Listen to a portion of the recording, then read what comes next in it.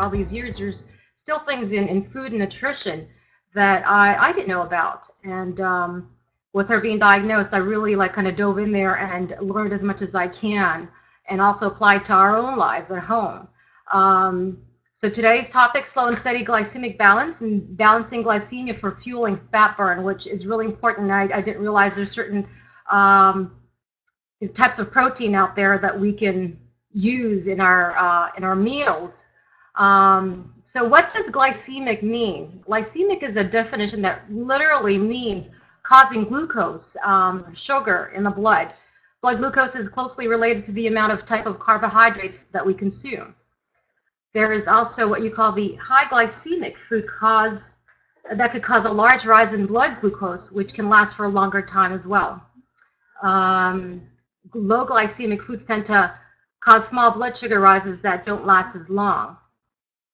Now, how are foods measured as high or low glycemic? Well, foods are measured by the rate of or speed of which the carbohydrate content is converted into glucose. It's measured on a scale called the Glycemic Index. And sometimes you'll hear me say GI. GI means the Glycemic Index. This was created as a tool to measure how fast a food is digested and how quickly that glucose will enter the bloodstream. Now, here's just a little chart just to show you how, have your meal and the high glycemic or high carb, how you would use it as far as your energy level.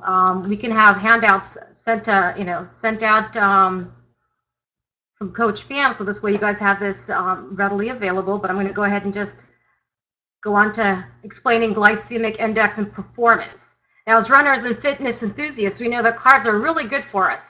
Carbs are the most accessible form of both immediate and long-lasting fuel for endurance exercises. However, there are carbs that are necessary for energy production and general health. It supplies the needed energy to keep our heart and brain and vital organs operating. However, there are some carbs that cause us to store fat. Now, if you look at the little diagram here, it just kind of shows you, if we take high carbs and what it could do to our energy level, it just becomes a little vicious cycle. Now, some carbs make us fat because upon hitting our bloodstream, they cause insulin to be dumped into our bloodstream. Now, insulin is a hormone that's got one primary job to regulate our blood sugar. Too much sugar in our blood can lead to too many health problems like kidney problems, vision problems, heart problems. High levels of insulin do cause an increase in body fat stores. This is due to food consumption that is high on the glycemic index, causing your blood sugar to soar.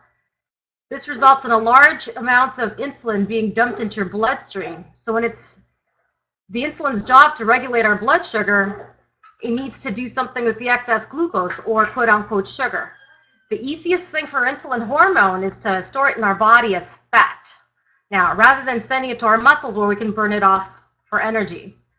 Now, we can't and don't want to stop insulin response because we need it to decrease the need for large insulin dumps by making better choices of foods in our lower glycemic index. And if you look below on that graph there, it'll show you when we consume foods that are higher on the glycemic index, which has got a higher carb content, this is what happens to us. It gives us a quick release of energy, but then once that energy is used up, we start to feel hungry again, and we tend to eat. We grab something on a whim and grab another maybe high carb or so that just keeps our sugar spiking. Whereas if you choose something from a lower glycemic index, a lower carb, for instance, it'll sustain our energy level. I'll go ahead and so here, this is just a little example of how the balance of nutrition to fuel that fat burn. You have the lower GI index, which is the lower glycemic index, and those are foods like the vegetables or fruits that are in the lower glycemic index, lower carb content. And then as we go higher and higher up in the pyramid, you'll see that the higher the glycemic index becomes. So really, we want to focus more on the lower part, having really good fruits and vegetables, our lean proteins, and maybe moderation with our whole wheat, And of course, the higher GI content, glycemic index, you'll see there, they're more like the white breads, the potatoes. So that's what we kind of want to refrain from. Why we want to choose a low glycemic index in foods? This will help sustain our blood sugar level. And what it does is it slowly increases the serum glucose or serum blood sugar.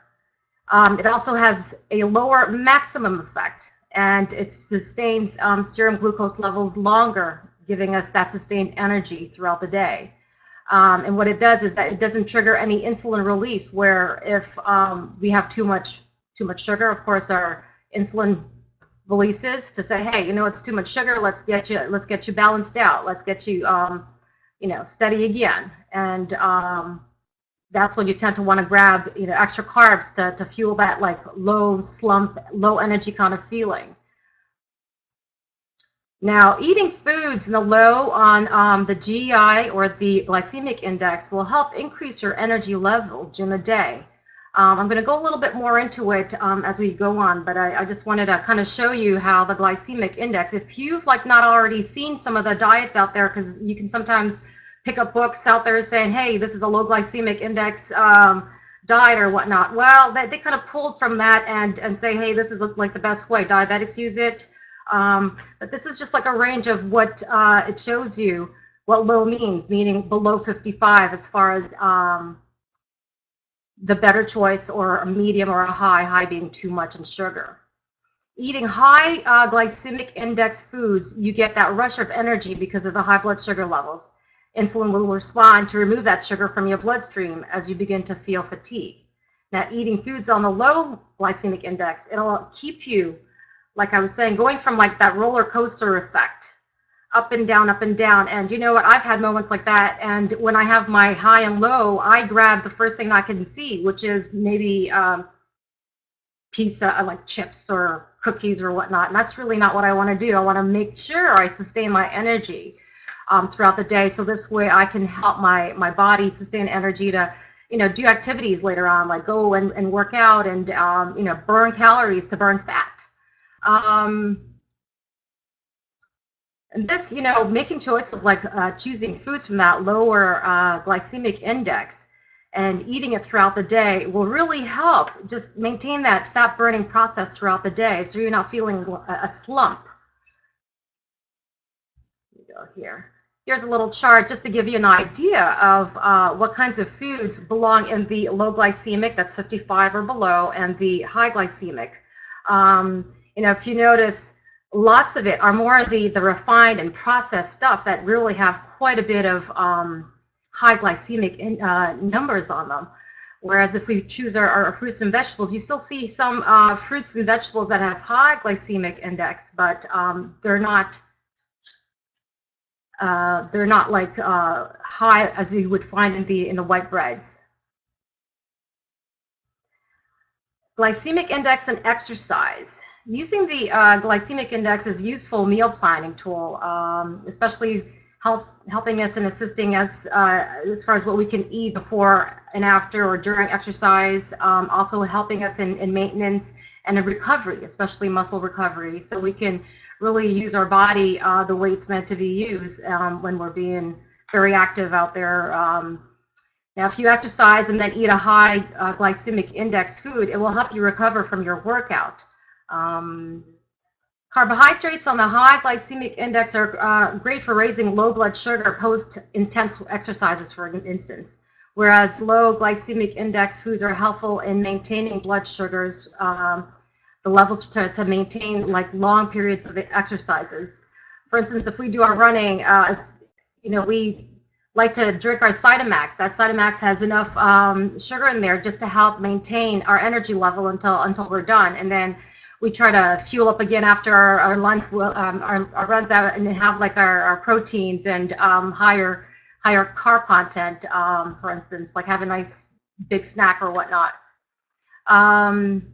How to fuel fat burn by eating the right food at the right time. This is the interesting part about this, and I've learned a lot about how to eat my meals.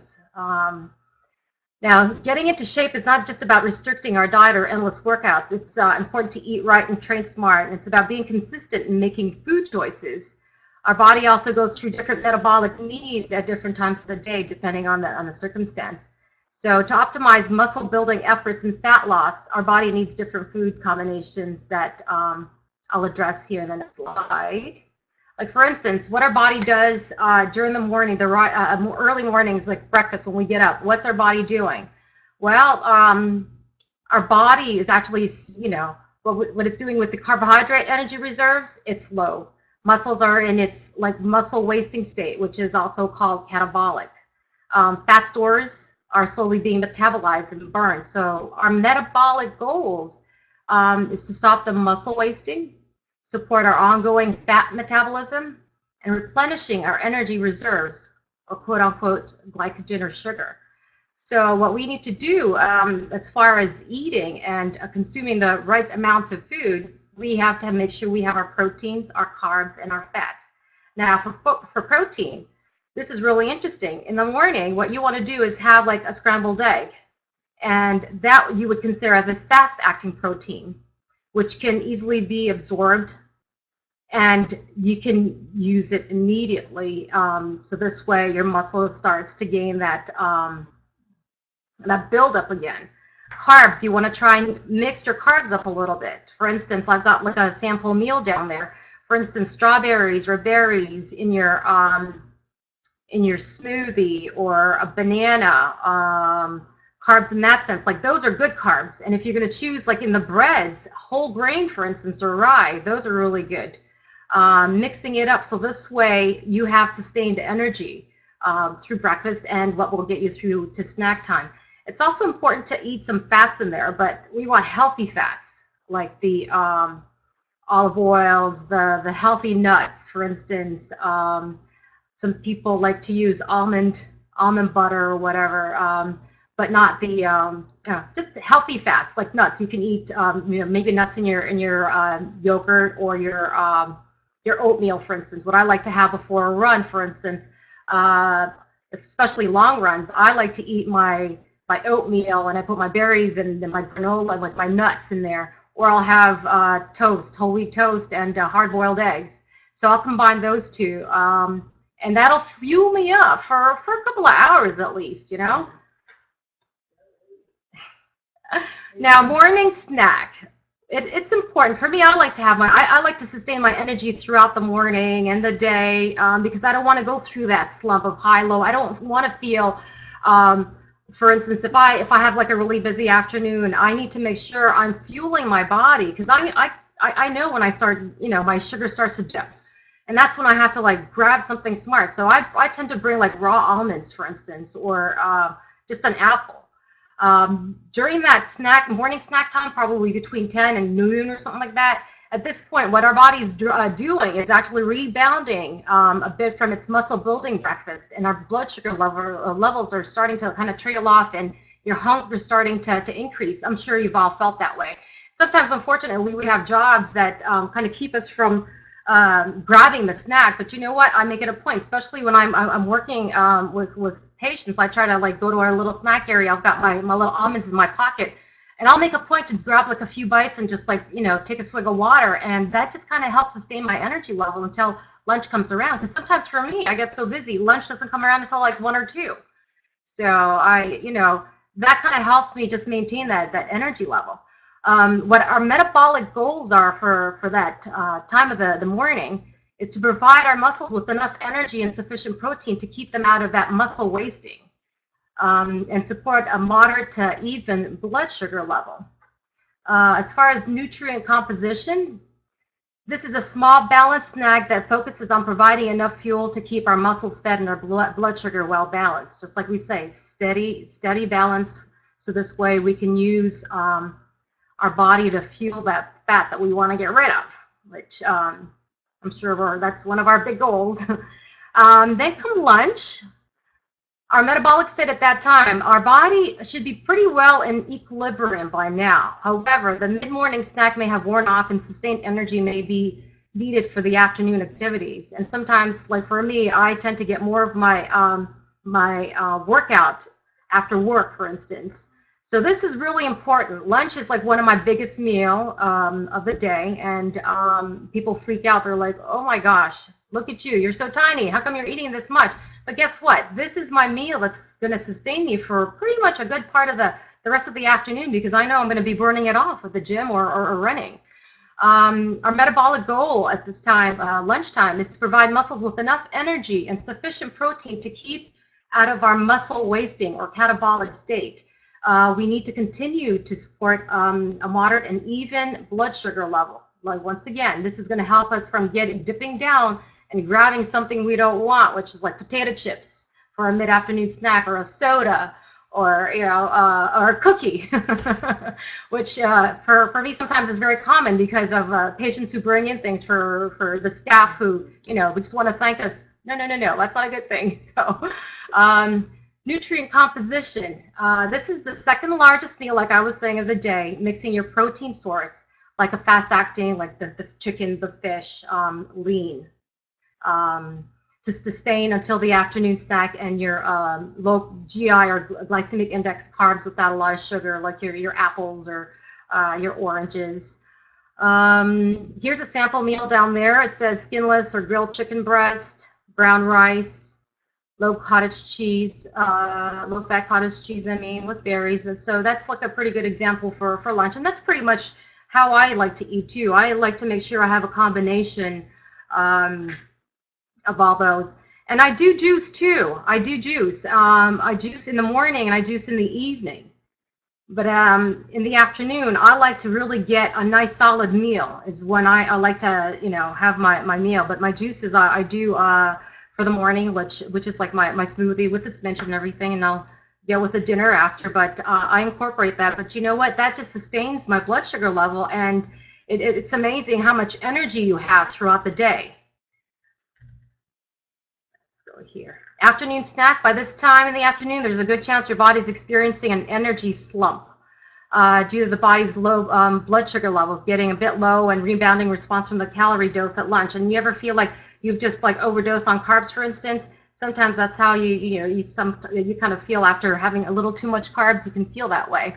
So you want to once again have a little yogurt or an apple or something in the low glycemic, and just keep your blood sugar stable.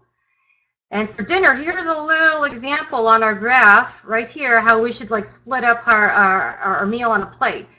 For me, my dinner would consist more vegetables and a protein on that one side, and then of course my juice I have before that. So I feel satisfied. I have it like an hour before, but that just once again, it's keeping my blood sugar stable, maintained, so I'm not hitting that spike.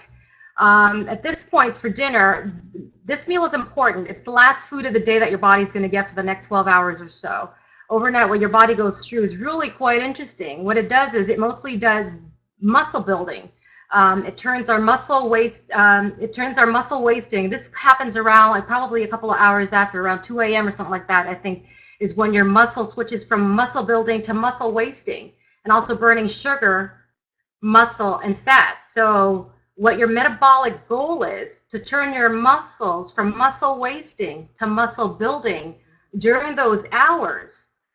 And what it also does is that it helps your body focus on fat for energy versus muscle, protein, or sugar during the later muscle wasting stage. So when you have to eat your proteins, it's interesting. Your choice of protein should be more like a sirloin, a lean sirloin steak, because that's going to be a long-acting, or not like a fast, it's a slow-acting protein that slowly releases amino acids into your bloodstream, going to your muscles.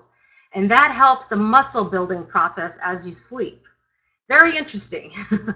So it's just reusing the right food combinations in your meals. But of course, you will have to choose your low carb, low glycemic index carbs, for instance, like salads, spinach, tomatoes. You add all that. But like for me, I try to eat before 8 o'clock because I don't want to have my body go through too much eating after 8 or 9 or something like that. Sometimes it takes a little bit more to burn that.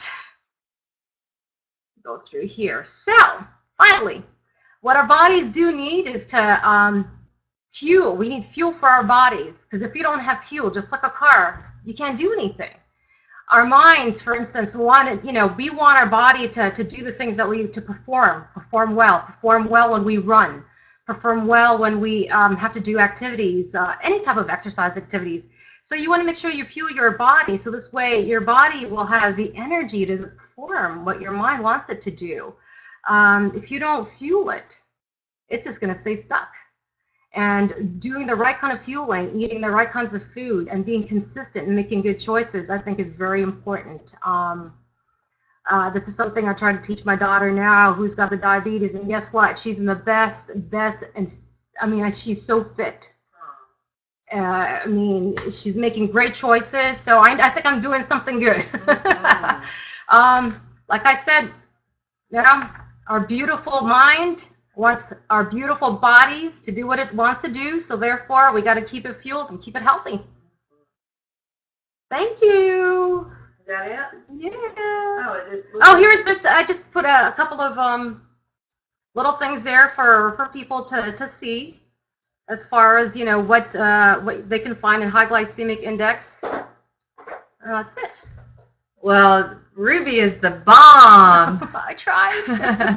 So you did a great job, Ruby. Thank you. We want to just give you a little bit of opportunity to ask Ruby some questions. She shared some great information with us. So if you have any questions, let's take a little bit of time and do that.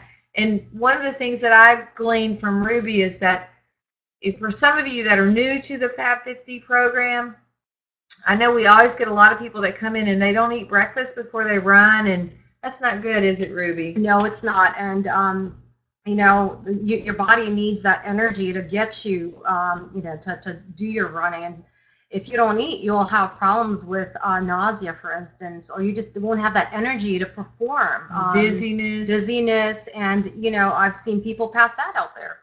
And also, too, that's one of the reasons why we do provide the Cytomax, so we can replenish your fuel. And so don't be scared to drink the Cytomax, because it's not going to make you fat. No, it's not. That's right. It's just going to keep our bodies fueled. And just very important. What I like to also use, especially when I don't get like a huge breakfast, for instance, because I'm busy doing other things, I always carry like a Lara bar with me.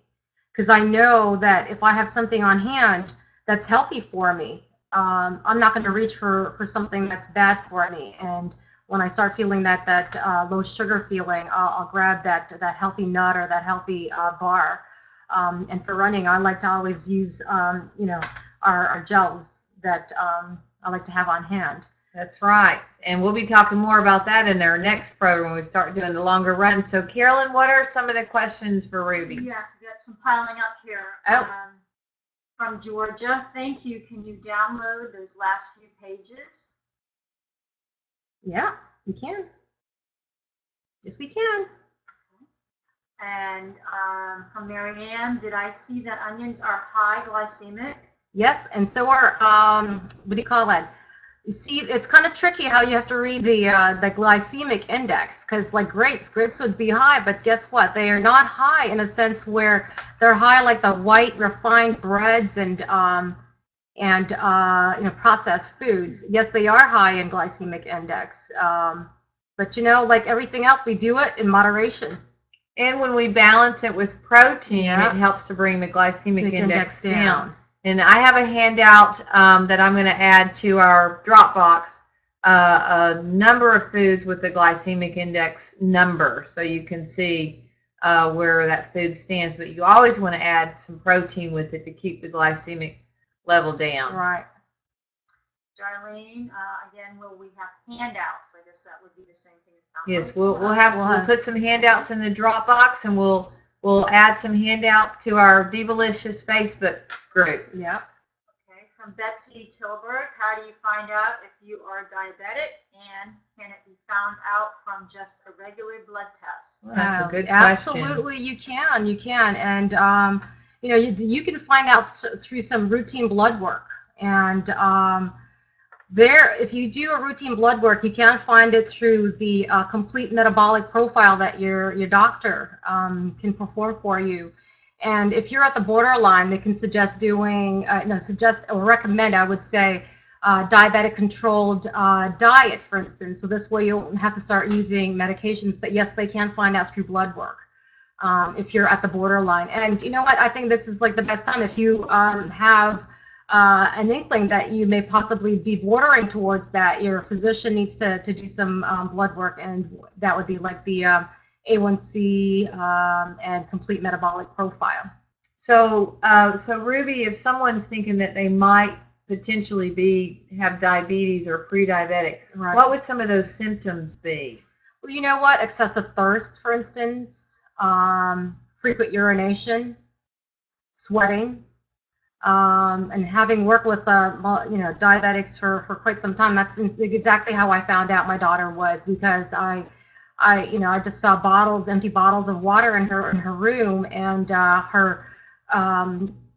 her wanting to eat more food, but yet she was losing weight. She was frequently going to the bathroom, and she also had a little fruity smell in her breath, which made me, say, hey, she's diabetic. It smells like a fruity smell. And would that be the same for type 1 and type 2? Type 1, no. You know what? I think that fruity smell, you've already gone past that stage, I think.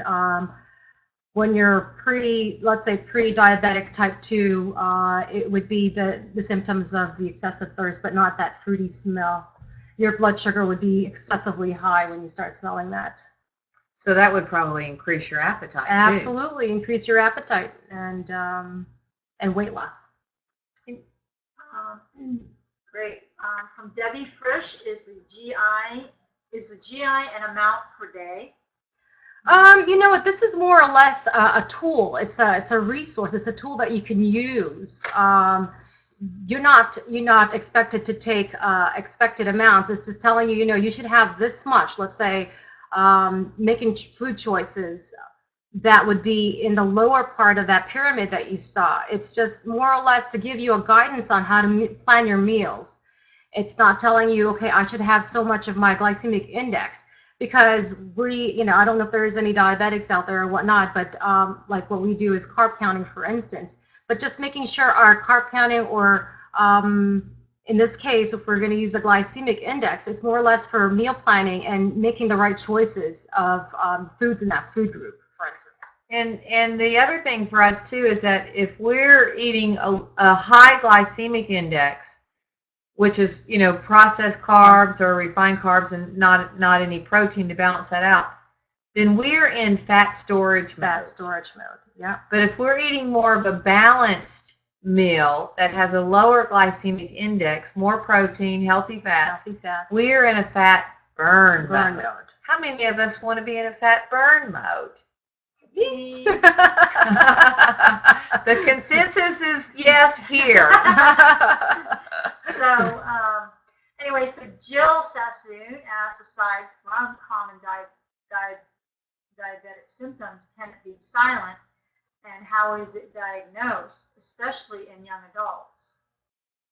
Well, you know what? It's really hard for in young adults, but there are young adults that are predisposed to this, and those are the ones that lack any type of activity. For instance, their body mass index and the way their eating habits. Those can predispose a young adult. But if you do become symptomatic, for instance, it's just very important that you you do see your physician. A lot of times, just from routine blood work, they can pretty much tell that you're not that borderline pre-diabetic stage type 2. Darlene Schilling, I usually have a cup of Greek yogurt in the AM before running. Is that enough, or should I be eating a little more? I would say a little bit more, just like I had mentioned. Greek yogurt with some fruits and maybe some nuts. So you have your carbs that'll give you that initial, like that quick acting blood sugar that you need to get your energy going.